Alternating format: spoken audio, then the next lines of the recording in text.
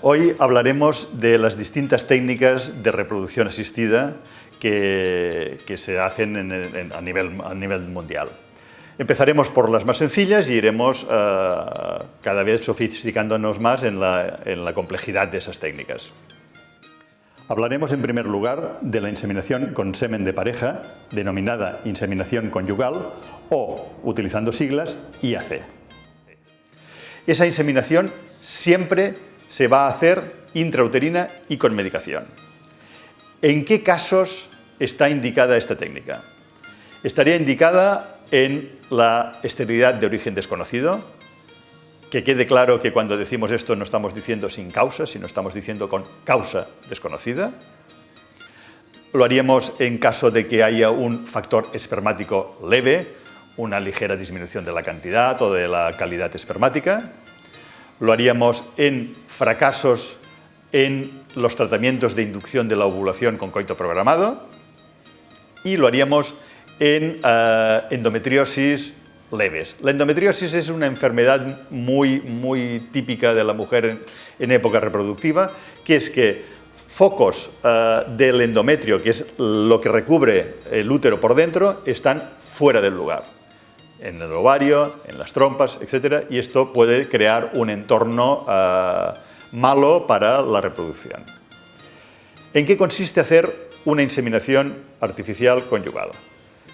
Haremos, como hemos dicho, una estimulación ovárica, es decir, daremos unas hormonas que vamos a conseguir con ellas que haya un desarrollo folicular. El folículo es como una especie de quiste, de cáscara, dentro del cual está el óvulo. El óvulo no lo vemos, más que en el laboratorio cuando hacemos una extracción.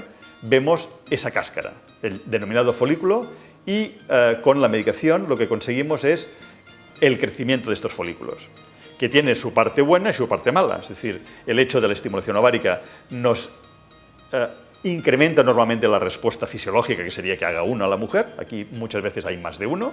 Eso tiene la parte buena, que es que al haber mayor oferta hay más posibilidades de embarazo, pero hay la contrapartida del riesgo del embarazo múltiple. Esto es una medicación que se inyecta, son inyecciones subcutáneas tipo insulina, que se puede administrar perfectamente a la mujer en la barriga normalmente, es el sitio idóneo donde se coloca, y esto es una inyección diaria durante X días. Si hablamos de término medio, estaremos hablando de unos 7-8 días de estimulación ovárica. Durante este proceso se van haciendo controles ecográficos, en el cual vamos viendo el crecimiento folicular, el crecimiento de esas cáscaras.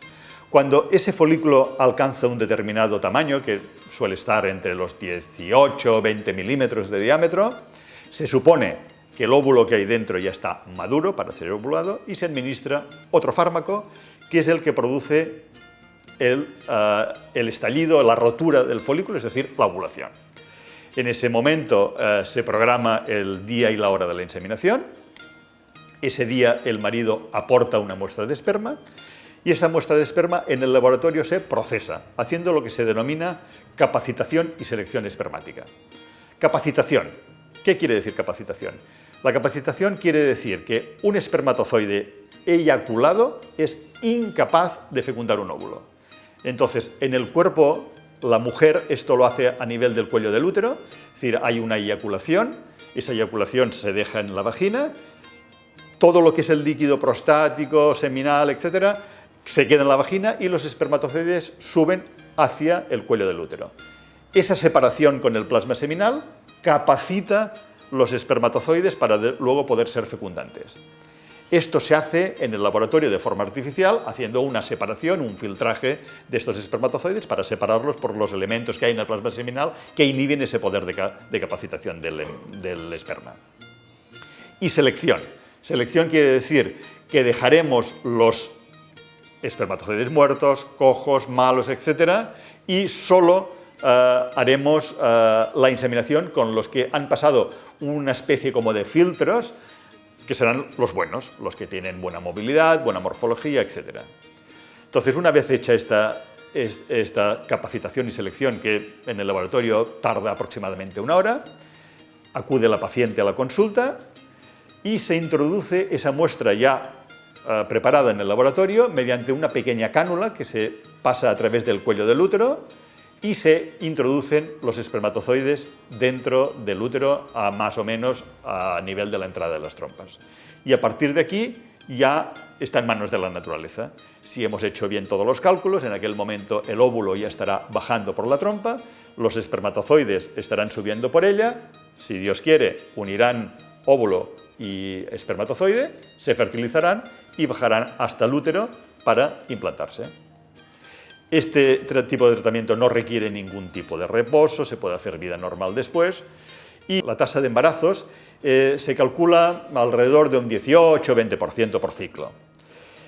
Se suelen hacer 3-4 intentos de inseminación y si en estos 3 o 4 intentos, que con ellos llegaríamos a obtener tasas de embarazo del 40-50%, la pareja pasaría a una técnica ya más elevada, como podría ser la fecundación in vitro. Vamos ahora a explicar la técnica de la inseminación artificial con donante de esperma. ¿En qué caso estará indicado? Fundamentalmente, hoy en día, la primera indicación es mujeres sin parejas o con pareja femenina. Y todavía nos queda un pequeño rincón para la utilización en parejas heterosexuales, en los cuales el marido o es absolutamente azoospermico, es decir, no tiene ni un espermatozoide, ni en el eyaculado, ni en el testículo, o que tiene algún defecto genético que desaconseja el hecho de utilizar sus espermatozoides.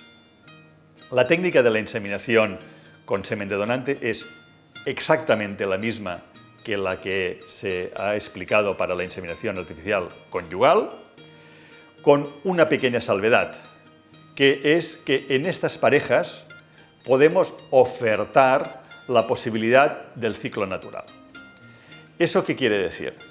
Que como son parejas que en principio no tiene la mujer ningún problema, es decir, hemos descartado que no haya ninguna causa de infertilidad de la mujer, el problema es o que no tienen pareja masculina o que su pareja masculina tiene un grave problema espermático o no hay espermatozoides, teóricamente con un coito con un hombre con un semen normal se podrían quedar embarazadas. Entonces lo que hacemos con la inseminación artificial sin medicación es simular un coito. Entonces, ¿cómo se hace esto? Se hace evidentemente solo en las mujeres que tienen un ciclo muy regular, en el cual podemos predecir su momento ovulatorio, porque como no vamos a dar medicación aquí, tenemos que saber esta mujer ovula aproximadamente en tal fecha, y entonces se hacen normalmente 3 inseminaciones paracervicales, es decir, la muestra se deja fuera del útero, en el cuello del útero, como si fuera un coito, y se hacen 3 a días alternos. De esta forma cubrimos un pequeño error en el día ovulatorio, es decir, si nosotros hemos previsto que la mujer ovula el día 14 del ciclo, pues hacemos una inseminación el día 12, el día 14 y el día 16, con lo cual cubrimos un margen de error.